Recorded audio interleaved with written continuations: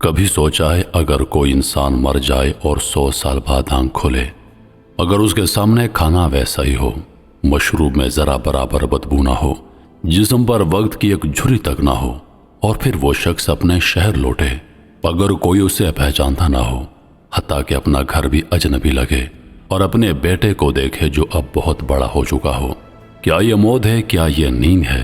یا کیا یہ وقت کے بہاؤ سے باہر نکلنے کا کوئی دروازہ تھا؟ سائنس کہتی ہے تمام ڈائلیشن ممکن ہے۔ سٹرنگ تھیوری اور ایم تھیوری ایسی دنیا کا تصور پیش کرتی ہیں جہاں وقت کا مفہوم بدل جاتا ہے، جہاں ایک لمحہ ہمیشہ میں ڈھل سکتا ہے، مگر یہ سب صرف نظریات ہیں۔ ہم آپ کو دکھائیں گے وہ لمحہ جہاں یہ سب ایک حقیقت بن گیا۔ یہ واقعہ نہ افسانہ ہے، نہ خوابِ قرآن کی وہ سچائی ہے جس نے وقت، مادہ اور عقل تینوں کو شکست دے دی۔ اگر آپ ٹائم ٹریول کی حقیقی جھلک دیکھنا چاہتے ہیں تو دروازہ کھل چکا ہے، بس یہ قدم بڑھائیں اور داخل ہو جائیں ایک ایسے واقعے میں جس نے وقت کو قید کر دیا۔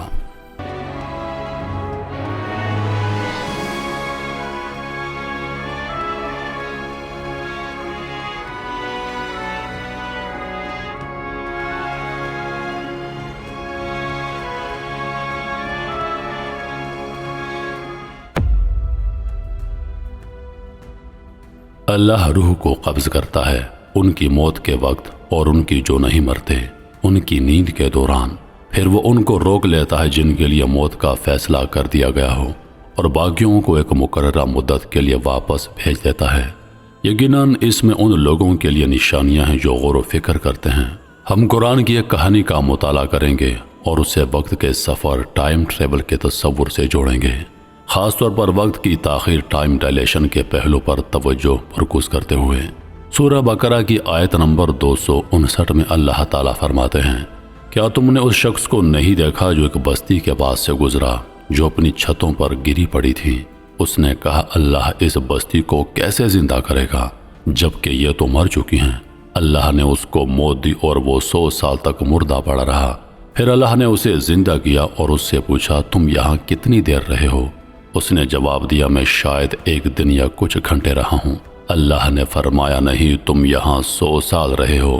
اب ذرا اپنی خوراک اور اپنے مشروب کو دیکھو، وہ ذرا بھی خراب نہیں ہوئے، اور پھر اپنے گدھے کو دیکھو جس کی ہڈیاں بالکل گل سڑ چکی ہیں، اور ہم نے یہ اس لیے کیا کہ ہم تمہیں لوگوں کے لیے نشانی بنا دیں۔ دیکھو ہم کس طرح ہڈیوں کو جوڑتے ہیں اور ان پر گوشت چڑھاتے ہیں اور ان میں زندگی کی سانس پھونکتے ہیں۔ اور جب حقیقت اس پر ظاہر ہوئی تو اس نے کہا، میں جانتا ہوں کہ اللہ ہر چیز پر قادر ہے۔ حضرت ابن عباس رضی اللہ عنہ کے مطابق وہ شخص حضرت عزیر علیہ السلام تھے، اگرچہ بعض علماء کہتے ہیں کہ وہ حضرت حزقیل تھے، اور بعض کہتے ہیں کہ وہ بنی اسرائیل میں سے ایک نیک شخص تھے۔ حضرت عزیر علیہ السلام بنی اسرائیل کے ایک نیک اور پرہیزگار شخص تھے جو حضرت موسیٰ علیہ السلام کے بعد آئے۔ وہ اللہ کے سچے ماننے والے تھے جنہوں نے تورات کو زبانی یاد کیا ہوا تھا، اور ان کی دعا ہمیشہ قبول ہوئی تھی۔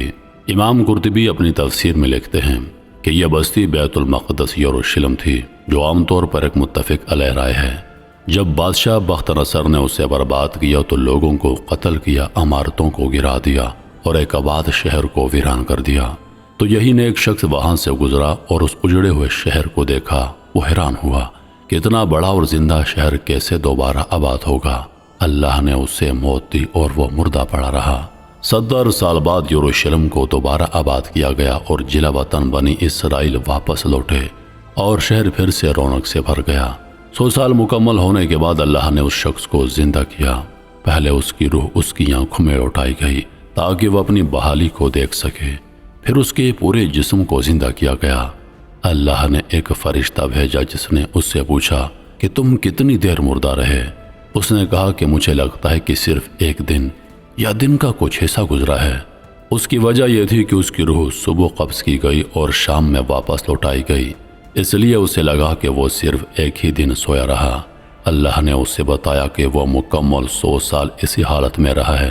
اللہ نے اپنی قدرت کو یوں ظاہر کیا کہ اس کے ساتھ جو چیزیں تھیں جنہیں وہ لے کر آیا تھا وہ بھی 100 سال گزرنے کے باوجود بالکل تر و تازہ تھیں اور خراب نہیں ہوئی تھیں۔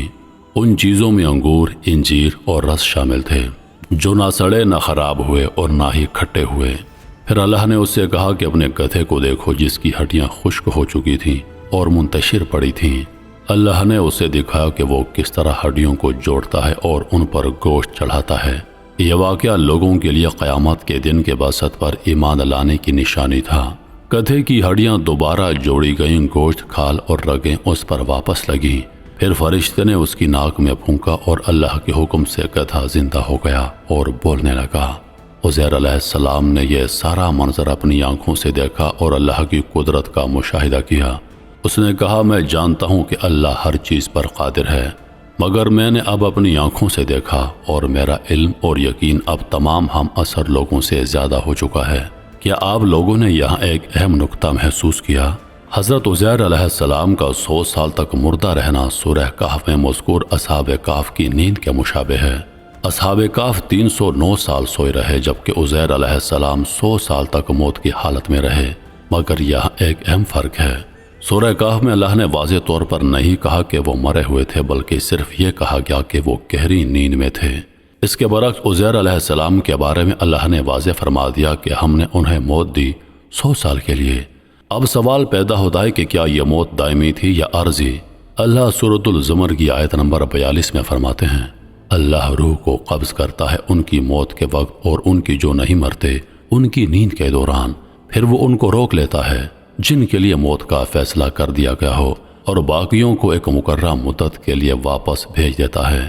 یقیناً اس میں ان لوگوں کے لیے نشانیاں ہیں جو غور و فکر کرتے ہیں۔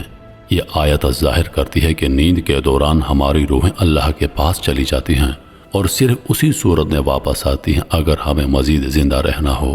اللہ روحوں کو جتنا چاہے روک سکتا ہے۔ ممکن ہے کہ عزیر علیہ السلام ایسے ہی نیند کی حالت میں تھے جہاں ان کی روح لی گئی اور 100 سال تک اللہ نے اپنے پاس رکھی اور پھر واپس لوٹا دی۔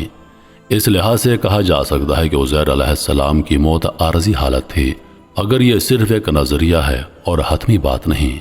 ہمیں پتہ ہے کہ گدھے کا جسم مکمل طور پر سڑ گیا تھا، مگر عزیر علیہ السلام کے جسم کے بارے میں سوال پیدا ہوتا ہے کہ کیا ان کا جسم 100 سال میں بھی گل گیا تھا؟ ایک نظریہ یہ ہے کہ ان کا جسم اس عرصے میں مکمل طور پر گل گیا تھا، اور جب انہیں زندہ کیا گیا تو پہلے ان کی روح ان کی آنکھوں اور دماغ میں لوٹائی گئی تاکہ وہ اپنے جسم کی بحالی دیکھ سکیں۔ دوسرا نظریہ یہ ہے کہ ان کا جسم محفوظ رہا، بالکل ویسے ہی جیسے اصحاب کہف کے جسم محفوظ رہے تھے۔ اگر یہ بات درست ہے تو اہم سوال یہ ہے، 100 سال کے بعد ان کا جسم کیسے صحیح سلامت تھا؟ اس سوال پر بات کرنے سے پہلے یہ نہایت ضروری ہے کہ اس واقعے کے ایک اور اہم پہلو پر روشنی ڈالی جائے، کھانے کی حالت۔ اس واقعے میں عزیر علیہ السلام کا کھانا 100 سال بعد بھی مکمل طور پر تر و تازہ رہا۔ قرآن یہ بیان نہیں کرتا کہ کھانا پہلے سڑ گیا اور پھر معجزانہ طور پر اپنی اصلی حالت میں لوٹا دیا گیا، بلکہ اللہ فرماتا ہے کہ اپنے کھانے اور مشروب کو دیکھو، وہ ذرا بھی خراب نہیں ہوئے۔ یہ اس بات کی طرف اشارہ ہے کہ کھانا اور پینا اپنی اصل حالت میں پورے عرصے تک محفوظ رہے۔ اب سائنس کی بات کرتے ہیں۔ کائنات میں بہت سے جہاد ڈائمینشنز ہیں اور اس سے بھی زیادہ عالم موجود ہیں۔ اسٹرنگ تھیوری اور ایم تھیوری یہ تجویز کرتی ہیں کہ کائنات ہماری روزمرہ محسوس کی جانے والی 3 مکاناتی جہتوں اور ایک زمانی جہت سے کہیں زیادہ پیچیدہ ہے۔ ان نظریات کے مطابق ایسی اضافی مکانی جہتیں بھی موجود ہیں جو ہماری براہ راست نظر سے چھپی ہوئی ہیں۔ اسٹرنگ تھیوری کے مطابق بنیادی ذرات نقطہ نما پوائنٹ لائک اجسام نہیں، بلکہ نہایت باریک کمپن کرنے والی ڈوریاں اسٹرنگز ہیں جو کئی جہات میں ارتعاش وائبریٹ کرتی ہیں۔ ان میں سے کچھ جہات سکڑی ہوئی یا پوشیدہ ہوتی ہیں۔ یہ نظریہ 10 جہات 10 ڈائمینشنز تک تجویز کرتا ہے، جن میں اضافی جہات کائنات کی مختلف قوتوں اور ذرات کی وضاحت کرتی ہیں۔ مثلاً یہ اضافی جہات قوت ثقل گریوٹی اور برقی مقناطیسیت الیکٹرو میگنیزم جیسی قوتوں کے بنیادی عمل کو متاثر کر سکتی ہیں۔ ایم تھیوری جو کہ اسٹرنگ تھیوری کا توسیع ورژن ہے، 11 ڈائمینشنل یونیورس کا خاکہ پیش کرتی ہے۔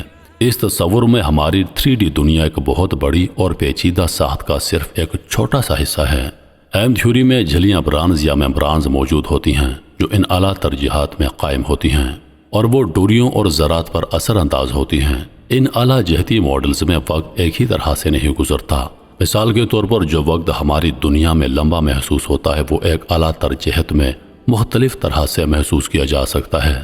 ان جہات میں وقت زیادہ تیزی یا سستی سے گزر سکتا ہے۔ جنات ہم سے اعلیٰ جہت میں رہتے ہیں کیونکہ وہ ہمیں ایسی جگہ سے دیکھ سکتے ہیں جہاں سے ہم انہیں نہیں دیکھ سکتے۔ اس کا مطلب یہ ہے کہ وہ نقطہ ہمارے جہان میں موجود نہیں۔ جنات کا اعلیٰ تر جہات میں رہنا اس وہم سے مطابقت رکھتا ہے کہ اگر جنات ایسے عالم میں بسے ہیں جہاں کی جہتی خصوصیات مختلف ہیں تو ان کی انسانی عمر کے مقابلے میں بہت طویل عمریں اسی وجہ سے ہو سکتی ہیں۔ ان کا وقت مختلف انداز میں گزرتا ہے جو انہیں زیادہ عمر کے قابل بناتا ہے۔ اس نظریے کو عزیر علیہ السلام اور ان کی محفوظ حالت پر لاگو کریں تو یہ منظرنامہ سامنے آتا ہے کہ اگر عزیر علیہ السلام کا جسم اور کھانا ایسی اعلیٰ جہت میں تھا جہاں وقت سست رفتاری سے گزر رہا تھا تو اس سے یہ وضاحت ممکن ہے کہ وہ 100 سال بعد بھی تازہ حالت میں کیسے تھے۔ ایسی دنیا میں جہاں ہماری دنیا میں ایک صدی گزر چکی ہو وہاں شاید بہت تھوڑا وقت گزرا ہو۔ اس کا مطلب ہے کہ کھانا، مشروب اور جسم اس عالم میں اسی حالت میں محفوظ رہا کیونکہ وقت وہاں بہت آہستہ گزرتا تھا۔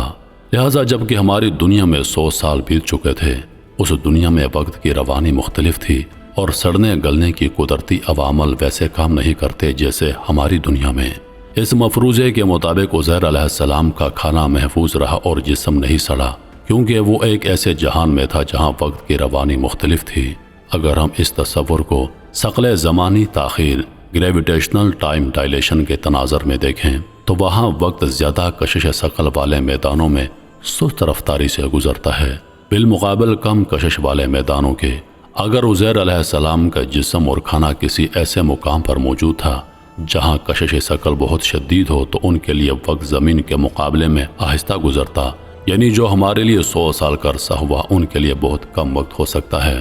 جب عزیر علیہ السلام دوبارہ زندہ ہوئے تو وہ اپنی قوم کی طرف واپس گئے۔ ابن اسحاق بشر کہتے ہیں کہ مجھے سائی بن بشیر نے وہب بن مربع سے بتایا کہ وہ اپنے گدھے پر سوار ہو کر اپنے گاؤں لوٹے۔ وہاں کے لوگ ان کے لیے اجنبی تھے اور وہ ان لوگوں کے لیے اجنبی لگے، حتیٰ کہ انہیں اپنا گھر بھی آسانی سے نہ ملا۔ جب وہ گھر پہنچے تو انہوں نے وہاں ایک لنگڑی اور نابینا بوڑھی عورت کو پایا جو 120 سال کی ہو چکی تھی۔ یہ عورت کبھی ان کی باندھی تھی اور وہ اسے چھوڑ کر گئے تھے جب وہ صرف 20 سال کی تھی۔ انہوں نے اس سے پوچھا کہ کیا یہ عزیر کا گھر ہے؟ اس نے کہا کہ ہاں یہ عزیر کا گھر ہے، اور وہ رونے لگ گئی۔ اس نے کہا آج کوئی عزیر کو یاد بھی نہیں کرتا۔ انہوں نے کہا میں ہی عزیر ہوں اور اللہ نے مجھے 100 سال کے لیے موت دی اور پھر دوبارہ زندہ کیا۔ اس نے کہا اللہ پاک ہے، ہم نے تو عزیر کو 100 سال سے کھو دیا ہے اور کبھی اس کی کوئی خبر نہ سنی۔ عزیر علیہ السلام نے کہا میں ہی عزیر ہوں۔ اس نے کہا عزیر وہ شخص تھا جس کی دعائیں اللہ قبول کرتا تھا، لہٰذا اللہ سے دعا کرو کہ میری بینائی لوٹا دے تاکہ میں تجھے دیکھ سکوں، اور اگر تو واقعی عزیر ہے تو میں تجھے پہچان لوں گی۔ چنانچہ انہوں نے اللہ کے حکم سے دعا کی، پھر اس کی آنکھوں پر ہاتھ پھیرا اور اس کی بینائی لوٹائی۔ پھر انہوں نے اس کا ہاتھ پکڑا اور کہا اللہ کے حکم سے کھڑی ہو جاؤ۔ وہ اللہ کے حکم سے کھڑی ہو گئی اور انہیں دیکھ کر کہا میں گواہی دیتی ہوں کہ تم عزیر ہو۔ پھر وہ بنی اسرائیل کے پاس گئی، ان کی مجلسوں میں، اور عزیر علیہ السلام کے بیٹے کے پاس جو اس وقت تقریباً 118 سال کا تھا، اور ان کے پوتوں کے پاس، اور اس نے اعلان کیا یہی عزیر ہے جو تمہارے پاس واپس آیا ہے۔ لوگوں نے اس کا انکار کیا لیکن اس نے کہا میں فلاں ہوں تمہاری خادمہ۔ اس نے اللہ سے دعا کی اور میری بینائی اور ٹانگیں واپس آ گئیں۔ اس نے کہا کہ میں دعویٰ کرتی ہوں کہ اللہ نے اسے 100 سال کے لیے موت دی اور پھر دوبارہ زندہ کیا۔ لوگ اٹھے اور اس کو دیکھنے آئے۔ اس کے بیٹے نے کہا میرے والد کے کندھوں کے درمیان ایک سیاہ تل تھا۔ انہوں نے اپنے کندھے کھولے اور وہ تل نظر آیا اور سب نے جانا کہ یہی عزیر ہیں۔ بنی اسرائیل نے کہا عزیر وہ شخص تھے جنہوں نے پوری تورات اپنے دل میں محفوظ کی تھی، اور بخت نصر نے تمام تورات کے نسخے جلا کر ختم کر دیے تھے۔ اب اس کا صرف اتنا حصہ باقی تھا جتنا لوگ یاد رکھ سکے۔ تو اگر تم واقعی عزیر ہو تو اسے دوبارہ ہمارے لیے لکھو۔ اس کے والد سرقہ نے بخت نصر کے دور میں تورات کو دفن کیا تھا ایسے مقام پر جسے صرف عزیر علیہ السلام جانتے تھے۔ بس انہوں نے لوگوں کو اس جگہ لے جا کر تورات نکالی، مگر بدقسمتی سے کاغذات سڑ چکے تھے۔ پھر وہ ایک درخت کے سائے میں بیٹھے بنی اسرائیل ان کے گرد جمع ہو گئے اور انہوں نے تورات کو دوبارہ ان کے لیے تحریر کیا۔ یہودی کہتے ہیں کہ عزیر اللہ کا بیٹا ہے، اور عیسائی کہتے ہیں مسیح اللہ کا بیٹا ہے۔ یا ان کے منہ کی باتیں ہیں، وہ انہی لوگوں کی باتوں کو نقل کرتے ہیں جو ان سے پہلے کفر کر چکے ہیں۔